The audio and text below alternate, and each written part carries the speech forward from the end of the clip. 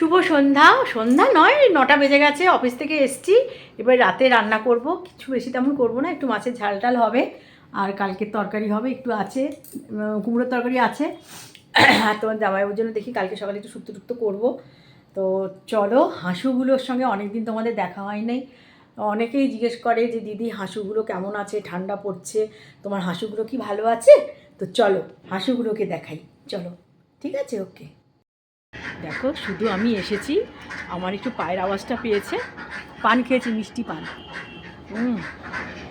Just একটু পায়ের আওয়াজটা পেয়েছে আর কীরকম ডাকছে দেখো। হাসুমা, হাসু সোনা, হাসু বাবু, চল। এই দেখো, বুঝেছো?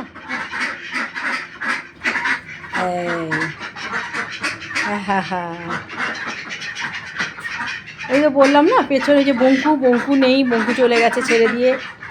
আর এই সাদাও একজন চলে গেছে সরস্বতী পুজোর দিনে।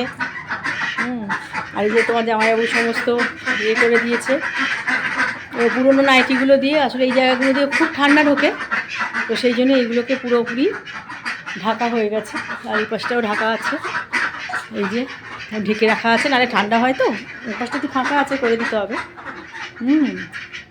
ওসো না হাসু, হাসুমা, হাসু বাবা, কুচু হাসু, মনু হাসা, ছোট্ট হাসু, ছোনো মাবু, হাসু কই, হাসু কই। সকালবেলাটা এইগুলো না আমাকে সেই গামলা টামলাগুলো সমস্ত ধুয়ে যেতে হয়, কারণ এগুলো না পরিষ্কার করে দিলে আমার ঠিক ভালো লাগে না। ভালো করে পরিষ্কার করে দেই আর ফ্রেশ জলটা দিয়ে যাই। তো এখনও আজকে মোটামুটি শীত, তো ওই জন্য খুব একটা জলটা নোংরা করেনি, ঠান্ডা লেগেছে, জলে যায়নি ওই জন্য।